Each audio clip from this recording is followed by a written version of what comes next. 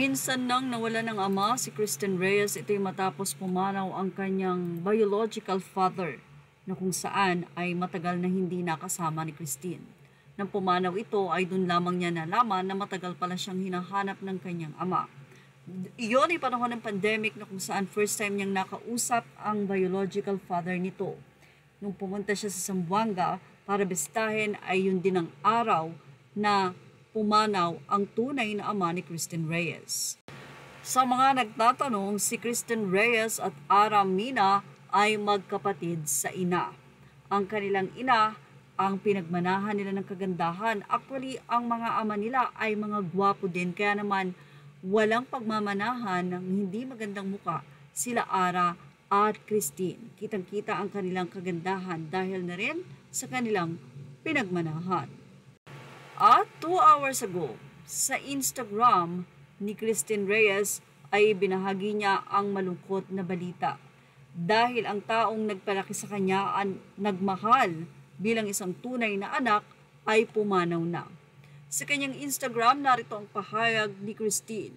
Itong video na ito ang huling alaala na itatabi ko, ang ating huling salo-salo sa ating munting tahanan na punong-puno ng masasayang alaala. Ang iyong huling ngiti at halakhak dito ang palagi kong aalalahanin, Daddy. Sorry kung hindi ko na kinayang makita ka sa ospital. Pinagsisisihan ko na hindi kita nahagkan sa iyong huling hininga. Luhaan man kami ngayon, alam namin na payapa ka na. Hindi ka namin makakalimutan, Daddy. Kulang ang salitang salamat, di.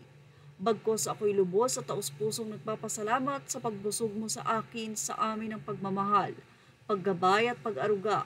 Napakaswerte namin lahat sa iyo sa lahat ng binigay mo na walang katumbas na halaga.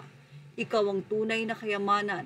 Rest in peace, Daddy Metreng, Daddy Yo, Lolo Dad, love and light, always. Ang video na yan ay screenshot natin sa video nga na ibinahagi ni Kristen Reyes kung saan ibinalikan niya ang kanyang tahanan kasama ang kanyang mga kapatid doon at ang kanyang Daddy Metreng. Makikita pa nga before na medyo maayos pa ito nung ginala niya noon nang ito ay ma-ospital.